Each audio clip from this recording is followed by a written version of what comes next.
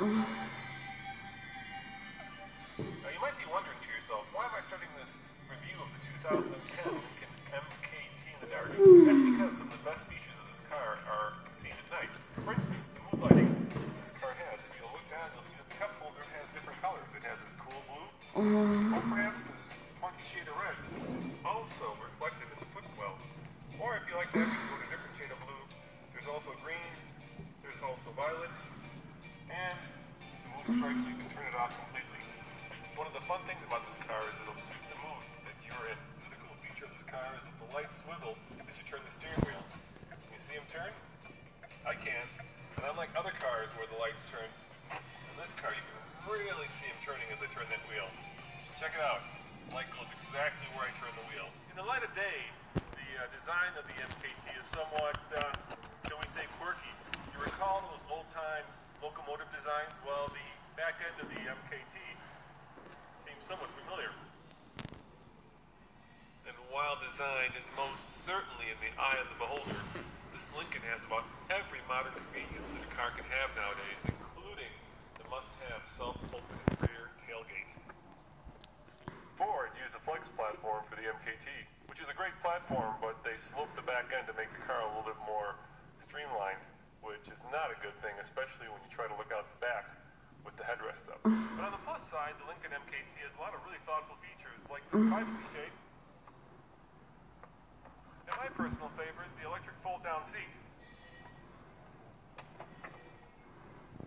which gives you pretty easy access to the third row seating in the car. A great new feature of many new cars is that they have dual sunroofs, and this Lincoln does not disappoint. It has two massive sunroofs that let the sun shine in and give the car an open and airy feel. Most premium luxury cars nowadays, the sound system is pretty well sorted, be that a Mark Levinson or a Sony system, but in this car, the THX system sounds pretty darn good. Have a listen for yourself.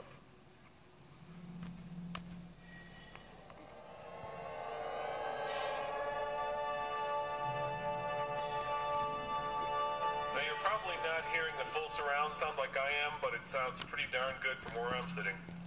The Lincoln has Ford's newest 355 horsepower EcoBoost engine. And while this engine certainly has a lot of boost,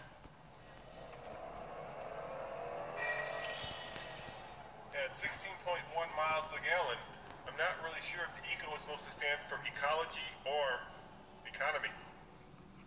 The Ford guys would say you're getting V8 power in a V6 engine, which is certainly more than true, but I think you're also getting V8 fuel economy.